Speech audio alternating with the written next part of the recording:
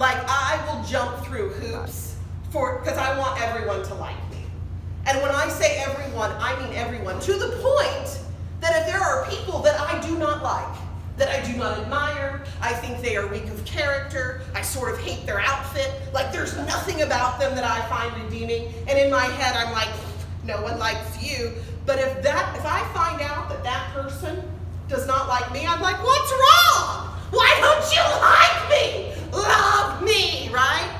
The problem is, though, I don't like them, so why would I care? That's what you're asking yourself. I don't know. It's a mental health issue, right? But in my quest to become mentally healthy, to become a mental warrior, that was one of the first things that I sort of had to tackle.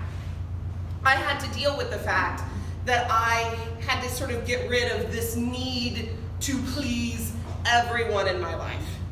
And I will tell you that it is still an ongoing process. It is not over. If one of you came up to me, and I mean any of you came up to me afterwards, and you were like, I didn't really love that dress, like I would probably go home, I would cry for 2 days, I would burn it, and it would be a really sad thing. So I'm not healed, right? Like it was not a miraculous healing, but it's something that I'm working on.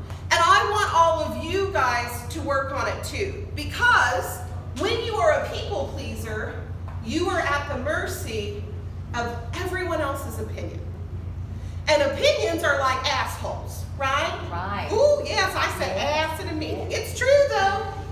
Opinions are like assholes and everybody has one. And guess what? Most of the time they're coming from people that I would describe in exactly the same way, right? Most people don't have a desire to go out and change their world. They don't want to go and do drastic things. They don't want to make big sweeping changes in their lives. So when you go to them and you say, I'm going to do this new career, or I want to be a $100,000 earner, or I'm going to adopt 7 kids, or whatever your crazy dream is, they're going to go, oh, right? Oh, are you? Is that what you're going to do? Right? And in Oklahoma, they're going to go, oh, bless your heart. Right? Which means you're a crazy idiot, right? That's stupid. No one likes that. So if you are going to be who you want to be, you cannot be concerned about who other people think you should be. If I was going to be who everybody thought I should be, I would be living in Sasakwa, Oklahoma right now. Probably in a trailer house. When I say probably, definitely in a trailer house, probably a double wide. Fingers crossed, right? I would have 6 to 7 children, who, by the way, would all currently be probably in junior high and high school, because I would have started that shit a while ago, right?